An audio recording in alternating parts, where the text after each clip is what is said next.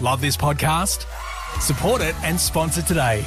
Simply head to ozcastnetwork.com for details.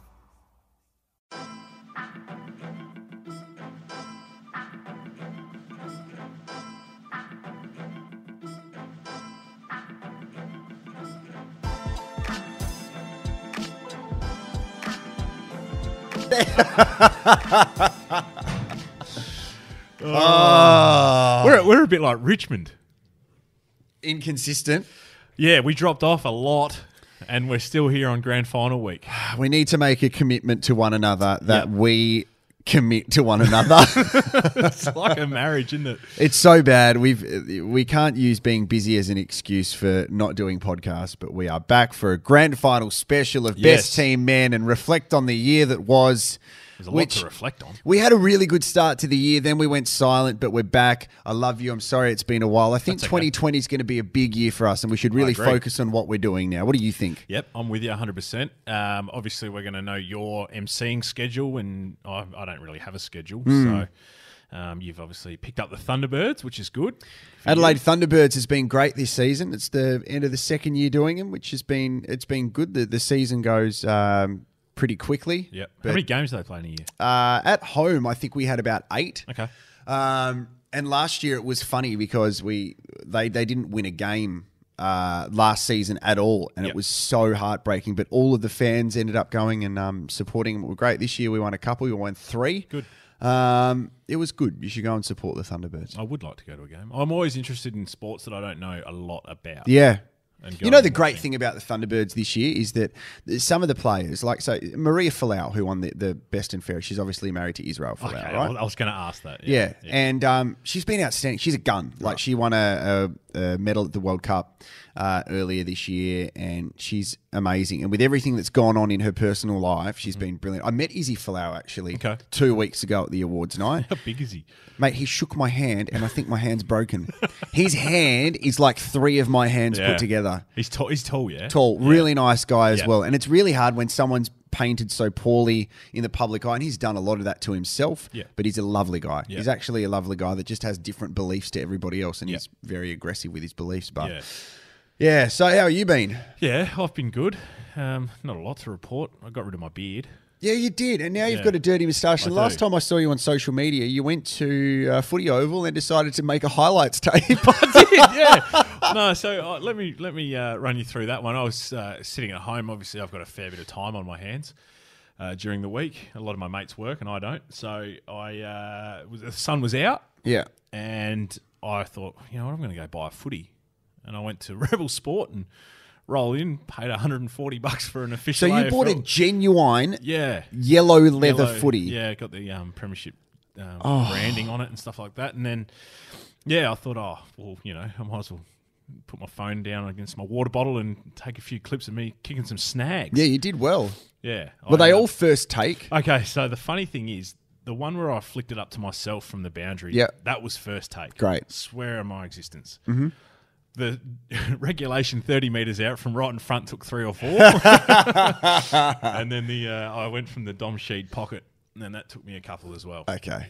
So let's talk about the Dom Sheed pocket, because obviously the AFL Grand Final is on tomorrow. Well, I have a feeling that we'll have this audio tonight. Do you have much on tonight? No. Okay, so you can upload this. It can be up tonight. Fantastic. So it's been a pretty strange final series. Obviously, GWS with that game against your Pies last week. Were you there at the G? Yeah, I flew in. I went in that morning. 8 o'clock I got there. Oh. And Mum and Dad picked me up from the airport with my wife, and we kicked around Richmond and the MCG and all that until about 4 o'clock. Yep. And I went and watched the heartbreak, and then jumped straight back on a plane to land back in Adelaide to close at Red Square that night. That was a long day. That's right, because I saw on your Instagram you were at Red Square. Yeah. So at any part of the game, did you feel that Collingwood were a chance of winning, apart from when the siren sounded at the start? I thought the first 10 minutes we looked okay. Yeah. We obviously kicked the first goal, and everyone was a bit up and about. But at half-time, I saw a mate out having a dart. I don't smoke, but he was having a dart. And, we sort of looked at each other in the eye and thought, we're in a bit of trouble here. You can tell. When you're at a game live, you can tell what's going on and who's got the momentum and if your team's on or not. And then, they kicked, obviously, Jeremy Cameron kicked a goal from 50 in the first minute of the last quarter. Yeah, and put them up by 36 or something, wasn't it? Or 32, yeah, okay. and then, I was pretty resigned. Yeah. Then. I thought we were done and we'd be lucky to keep it around that mark. I thought we were going to blow out a little bit, and then we kicked a couple, and I thought, there's still a chance. Then we kicked 2 more. And it's funny, I actually messaged a mate and I said, because it was a long quarter, it went for 35 minutes. Yep. And when Josh Thomas kicked the goal on the left to put us down by a goal, I messaged a mate. I said, how long's left? Because it was 23 on the clock. And he goes, there's 8.5 minutes to go. Yeah. I said, we've gone too early. We're going to hit the front and then give them time to, kick another 1 or 2 and maybe snatch it. But as it turned out, we just couldn't get that last goal. No, a couple of things I noticed from the game. I listened to the game on the radio because I was coming back from the airport. Number one, Chris Mayne has the ugliest cry face in the AFL when he cries. It's just because his nose is a bit He's got manky. Weird hair as well. Yeah. I feel a bit sorry for him because he's obviously played in a couple of losing grand finals with Freo. He's a decent player. I like Chris Mayne, I reckon. And the way he's turned his career around, I feel sorry. You're like, there's blokes that you want success for more than others. Yeah, he has turned it around, hasn't he? Because he was basically resigned to the VFL and just to finish off his contract. His first season, he signed a 3-year deal when he first came, and his first season he basically spent the whole time in the VFL, and the fans were on him, and he couldn't get a kick, and then really turned it around last year, and he's probably the first picked now for the AFL side. Shane Mumford selling candy to Scott Pendlebury in the goal square, and I've watched that footage at least 20 times because instinct. One split second, Pendlebury grabs the ball out of his arm and kicks a goal. Like it's a guaranteed goal. Yep. Or wraps him up in a tackle that's holding the ball. I don't understand how he's probably never done that in his career. No. And it's just one of those things where he just went on pure instinct and he got away with it. Someone said to me this morning that he's never sold candy like that before, but he's sold plenty of nose candy. I don't know if he sold it. He probably bought it. Allegedly. Let's say allegedly. And the other thing I noticed from that game as well, it was just fascinating to watch how the Collingwood players were playing towards the end, but the Giants guys just kind of willed themselves over the line. They just stuck at it, really. Like, they were under the pump. There was a part of me that really wanted the arc to stuff up, so then we'd have the whole week just abusing the AFL that the wrong team was playing in the grand final. So, imagine if Collingwood won by that margin. It would have been fantastic. So, I guess Richmond as well have had it wasn't an easy kind of path into the grand final, but they're sitting there now with a fascinating story that Camden McIntosh was pulled out of their VFL Grand Final side. And who was the other bloke? Jack Ross. Jack Ross. So they're pulled out of the side. They miss out on a premiership medal with Coburg. Or Richmond, is it? Yep, Richmond. Yep. And then they're expecting one of them to play. So Broad had concussion, and then Jack Graham obviously hurt his shoulder. But none of them are playing because Pickett's named, who's never played a game in his life before. He's been in jail, I think. And he got drafted in the mid-season draft. The night before the mid-season draft, he broke his finger, so he couldn't play AFL for 6 weeks. He's playing VFL, playing his first game. Is this just a power play from Damien Hardwick because he's that confident? I don't know. Maybe you go in... I think with the grand final, 2 teams are going to be pretty evenly matched. So you try and find something, whether it's a little bit of X factor, that's going to give you the edge over the opposition. And he might be that. He might come in, and you see players in their first game all the time. It probably happens with all sports. The higher up you go, the better you play.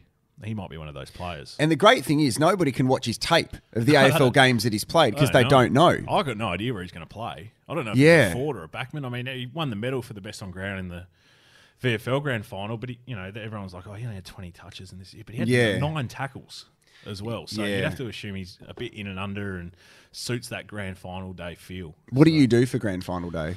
Depends who's playing. I saw you at the Arca Bar a couple of years ago. I'm at the Arca Bar tomorrow. It's Sporties. Promote that. It's a good day. It's fun.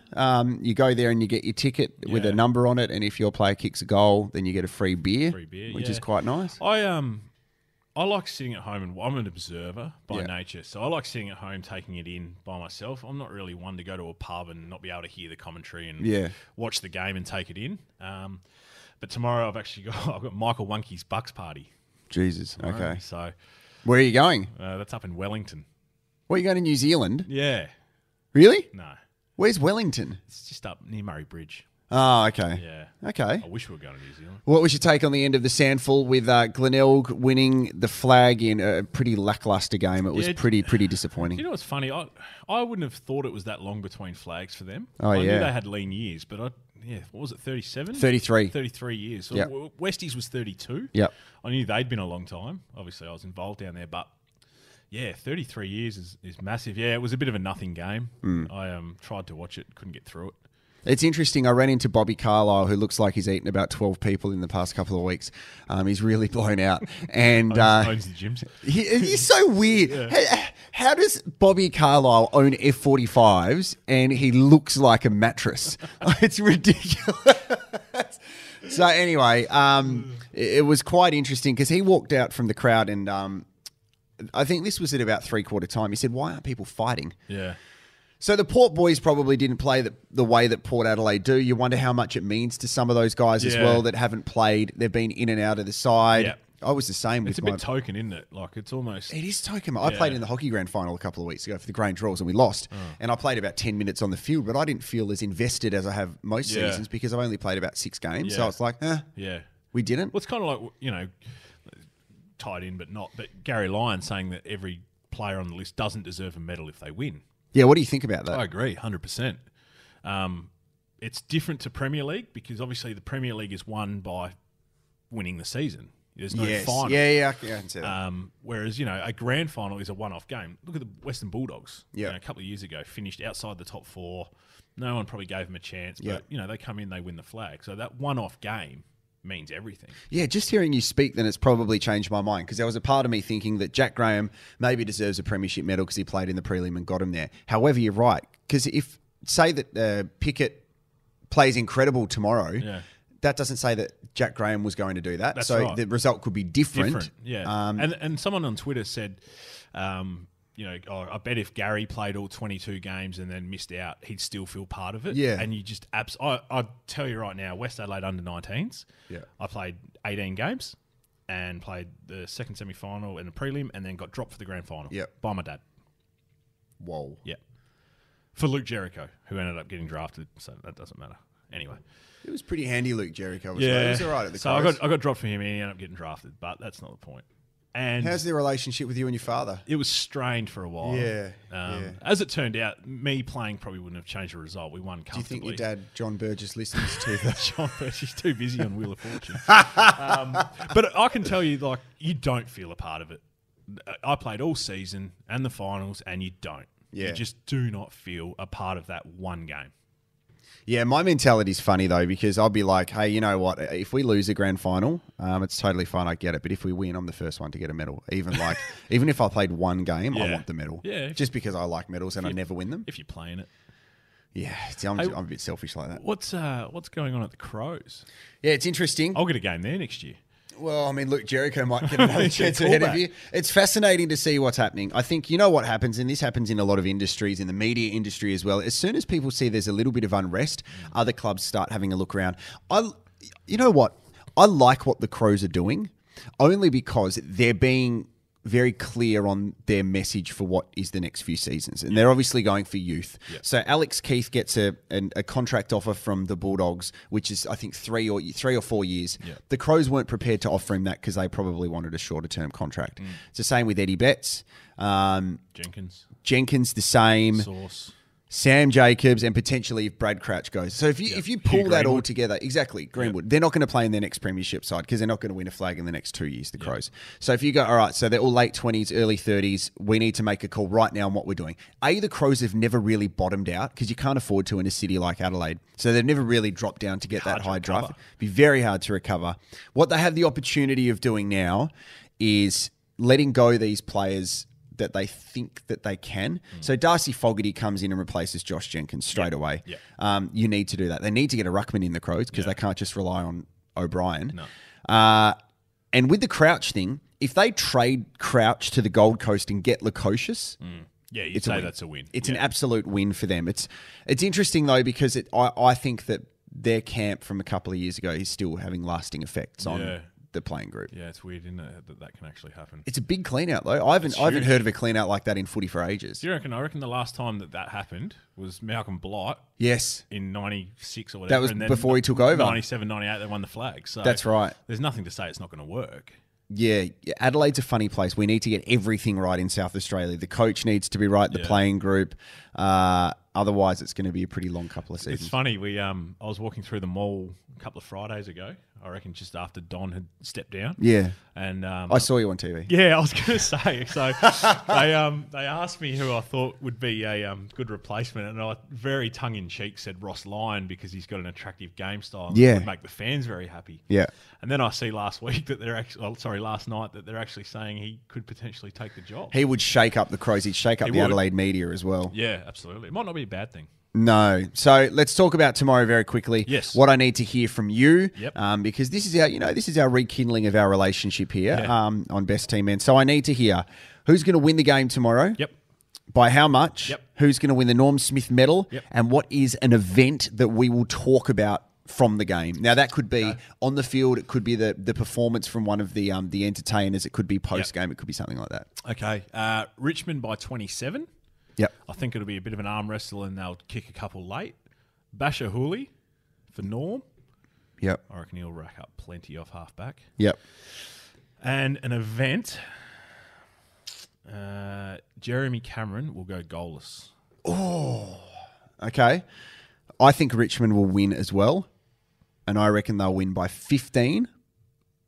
The Norm Smith medalist, it's easier to say Dusty, so I'm going to go Shane Edwards. Okay, yep. He's had a good year. Yeah, and he had a very good grand final a couple of years ago as well. Yep.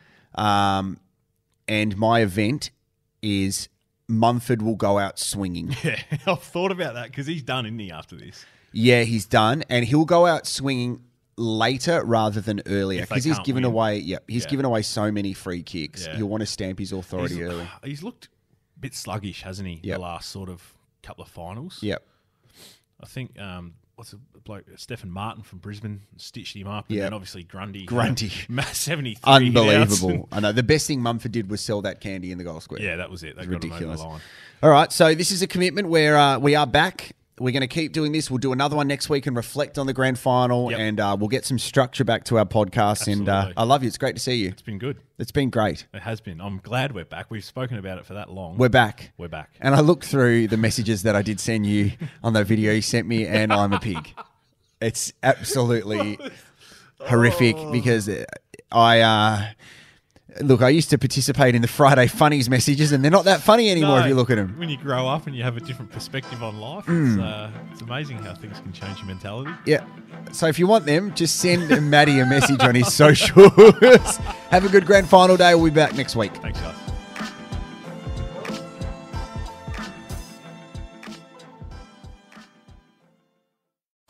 Love this podcast? Support it and sponsor today. Simply head to AuscastNetwork.com for details.